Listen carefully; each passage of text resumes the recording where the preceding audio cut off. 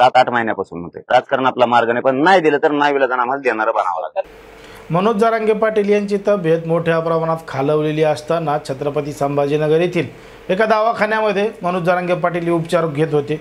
पण मात्र दुसरीकडे लोकसभेचं मतदान असल्या कारणानं मनोज जरांगे पाटील यांनी त्यांच्या मतदानाचा हक्क सुद्धा बजावला आणि ते मतदानासाठी सुद्धा गेले. मतदान केल्यानंतर पत्रकारांशी बोलताना मनोज जरांगे पाटील यांनी घोषणाच करून टाकली आणि सांगितलं की येणारी जी विधानसभा निवडणूक आहे ते मोठ्या ताकदीनं लढणार आहेत आणि त्याची तयारी 1 महिन्यापासून केली जात आहे. आता मनोज जरांगे पाटील यांनी विधानसभेची जी तयारी सुरू केलेलं आपल्याला दिसतं.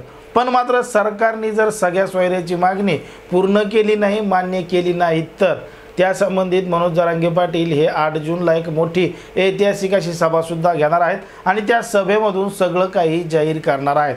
पण मात्र सध्या तरी मनोज जरांगे पाटील यांनी विधानसभा निवडणूक लढवणार असल्याचंच पत्रकारांशी बोलताना सांगितलेलं आहे. आता एका पत्रकारानं मनोज जरांगे पाटील यांना प्रश्न विचारला की तुम्ही स्वतःचा पक्ष काढणार का? त्याच्यावर नेमकं मनोज जरांगे पाटील काय म्हणले बघा हा व्हिडिओ.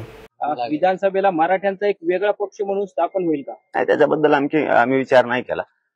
परंतु जर नाही दिलं तर मात्र विधानसभेची तयारी आम्ही 1 महिन्यापासून सुरू केली, हेही सांगायला काय हरकत नाही.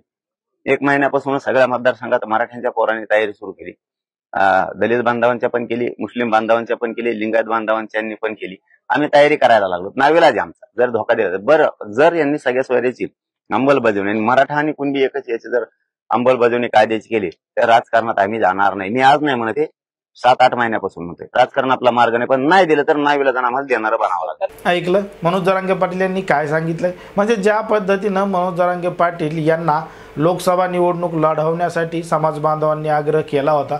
एका मतदारसंघामधून 200-200, 300-300 उमेदवार देण्याची घोषणा अनेक कार्यकर्त्यांनी केलेली होती. पण मात्र तसं करणं योग्य नाही आणि आपण त्याच्यावर सविस्तर चर्चा करू. ज्यांना ज्यांना उभं राहायचं आहे त्यांचे प्रमाणपत्र हे करून पडताळणी करून उमेदवार देऊ असं मनोज जरांगे पाटील यांनी सांगितलं होतं. पण मात्र लोकसभेसाठी वेळ कमी असल्या कारणानं लोकसभा निवडणूक लढवता येणार नाही आणि त्यामुळं वेळ कमी आहे, निवडणूक लढवणं सोपं नाही, देशाची निवडणूक आहे, त्यासाठी आपल्याकडे पुरेसा वेळ नाही, म्हणून लोकसभा निवडणूक न लढवण्याचा निर्णय मनोज जरांगे पाटील यांनी घेतलेला होता.